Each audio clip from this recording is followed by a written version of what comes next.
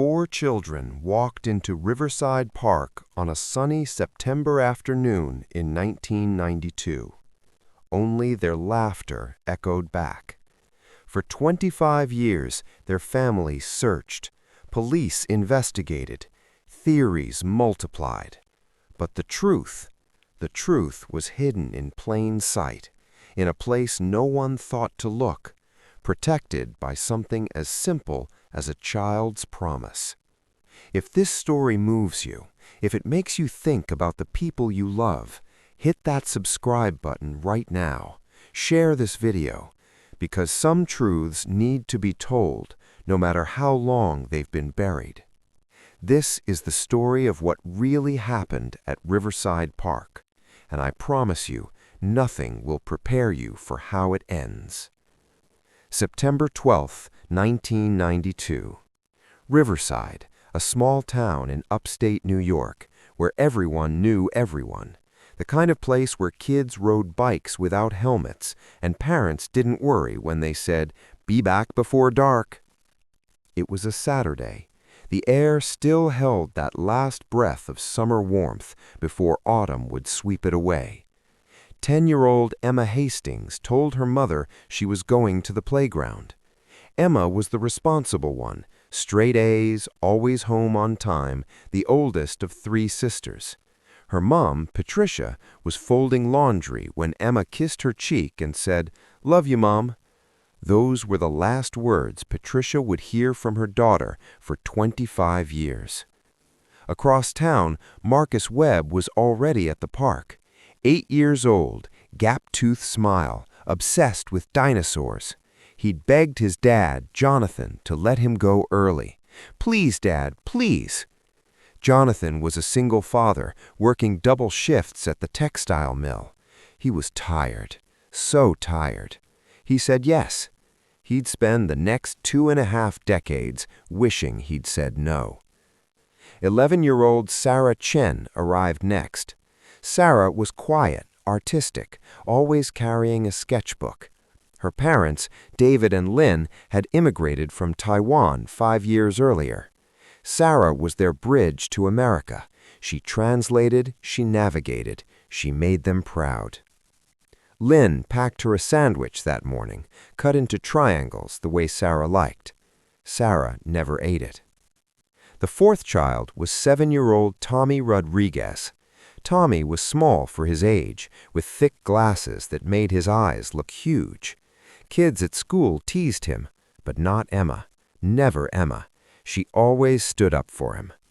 When Tommy's older brother, Carlos, dropped him off at the park that afternoon, Tommy ran straight to the swings, hoping Emma would be there. She was. At 6:47 p.m., as the sun began to set, Patricia Hastings called the park. No answer. At 7:15, Jonathan Webb drove there. The playground was empty. Swings swayed in the breeze. A red ball sat abandoned near the slide. By 8 p.m., every parent had arrived. By 8:30, the police were there. By midnight, Riverside had become the town where 4 children vanished into thin air. The FBI arrived within 48 hours. Special Agent Dorothy Mills, a woman with steel-gray eyes and 20 years of experience in missing children cases. She'd seen too much, solved too little. The investigation was massive. Dogs tracked scents to the edge of the park, then lost them. Helicopters searched the surrounding woods. Divers went into the river. Every registered offender within a 100-mile radius was questioned. They found nothing. Detective Raymond Pierce, Riverside PD, interviewed everyone. The ice cream truck driver who'd been there that afternoon, the jogger who passed through at 4 p.m., the elderly couple who sat on a bench feeding pigeons. Everyone remembered seeing the children, playing, laughing, alive. No one saw them leave. The theories came fast and brutal. Kidnapping, a predator, a trafficking ring. Some whispered about the old quarry beyond the woods. Maybe they'd wandered in, fallen. Search teams combed every inch. Nothing. The media descended like locusts. Nancy Grace covered it. Unsolved Mysteries filmed an episode. The town put up flyers, held vigils, organized search parties every weekend for a year. But life, cruel as it is, moved forward. Patricia Hastings stopped sleeping. She'd sit in Emma's room, holding her daughter's stuffed rabbit, waiting for a phone call that never came. She divorced 2 years later. Grief had made them strangers. Jonathan Webb quit his job, spent every penny on private investigators, psychics, anyone who claimed they could help. By 1998, he was bankrupt. By 2003, he was drinking himself to death in a studio apartment downtown. David and Lynn Chen's marriage collapsed differently. They blamed each other without saying it aloud. Lynn couldn't look at Sarah's empty bedroom. David couldn't stop. They moved to California in 1995, leaving the house exactly as it was, like a museum to their daughter. Tommy's mother, Isabel Rodriguez, had a breakdown 3 months after he disappeared. She was hospitalized for 2 years. When she came home, she'd aged 2 decades. Carlos, Tommy's brother, was 16 when it happened. He'd dropped Tommy off. He'd said, "See you later, squirt." He never forgave himself. The case went cold in 1997. Officially, it remained open.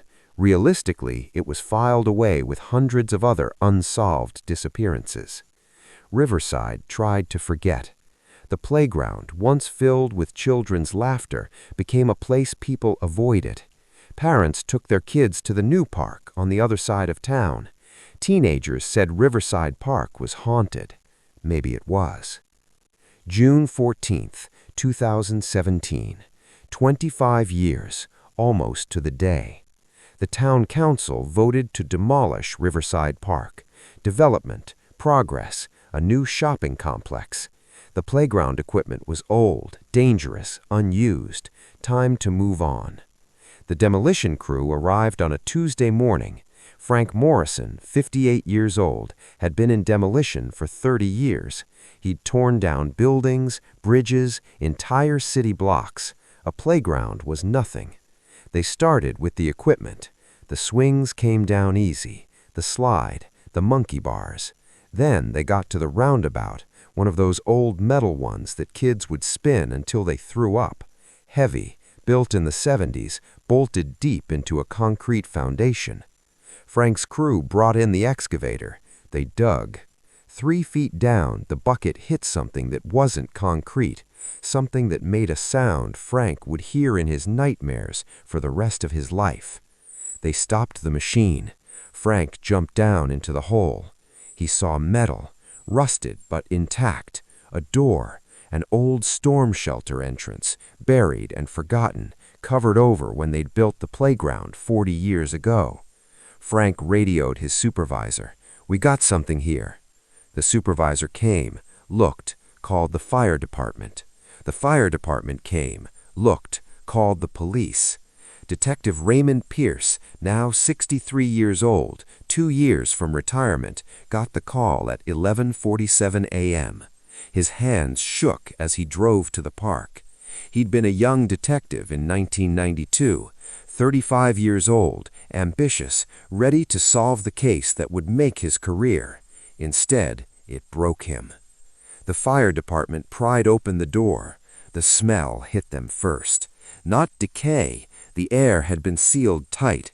Just stale, old, wrong. Pierce descended the ladder with his flashlight. The shelter was small, maybe 10 by 12 feet, built during the Cold War, forgotten during peace. When they'd renovated the park in '87, they'd paved over it, never thinking to check what was underneath. In the beam of Pierce's flashlight, he saw them. 4 backpacks, 4 small skeletons sitting in a circle, a flashlight long dead, a blanket, a thermos, Emma's stuffed rabbit, and on the wall, written in chalk that had somehow survived 25 years, 4 names: Emma, Marcus, Sarah, Tommy.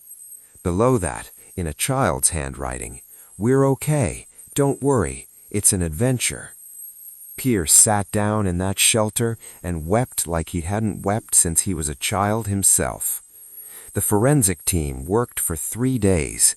The FBI returned. Special Agent Dorothy Mills, now retired, came back on her own time. She owed them that much. The investigation revealed what happened, slowly, piece by piece, each detail more heartbreaking than the last. The children had found the shelter by accident.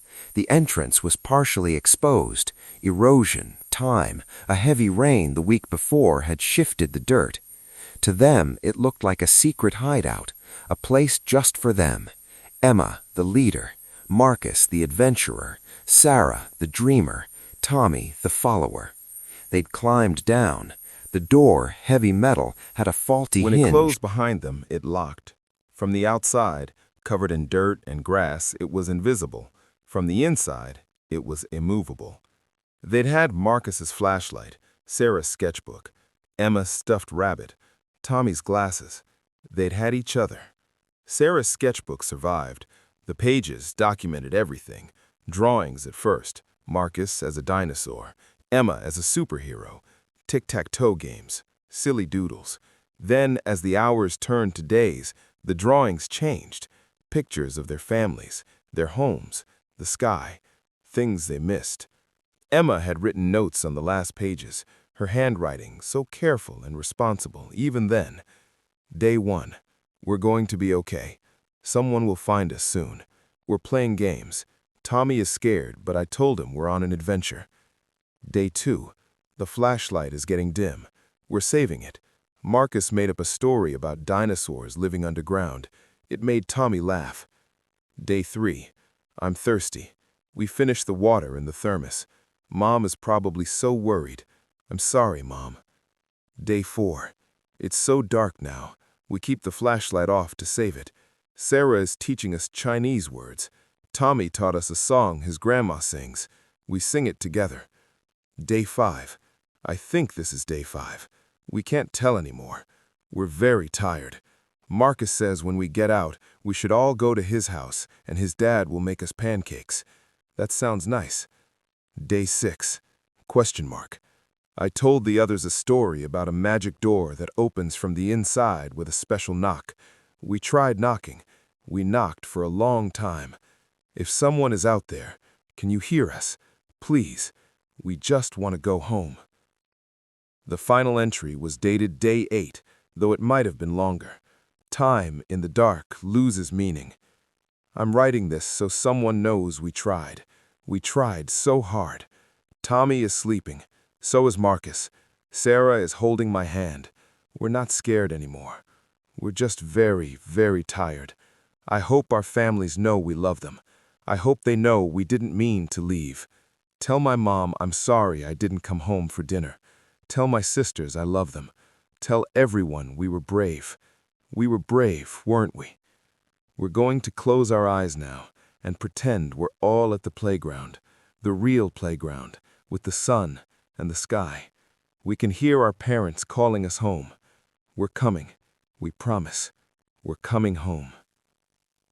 The medical examiner concluded they'd survived 6 to 8 days. Dehydration. The shelter had been airtight. The children had fallen asleep and never woken up. They died together, holding hands, the way Emma had arranged them in a circle, so no one would notice. Patricia Hastings was 63 when they found her daughter. She'd never stopped searching, never stopped hoping. When Detective Pierce came to her door, she knew. A mother always knows. She asked him, "Did my baby suffer?" Pierce, a man who'd seen the worst of humanity, looked at this broken woman and said, "She was loved. Right until the very end, she was with friends who loved her, and she never stopped being the brave, beautiful girl you raised." Patricia nodded. Then she said, "Can I see her?" She held Emma's stuffed rabbit at the funeral. All 4 families did it together. 4 caskets, side by side. The town came. Thousands of people who'd never stopped wondering, never stopped grieving.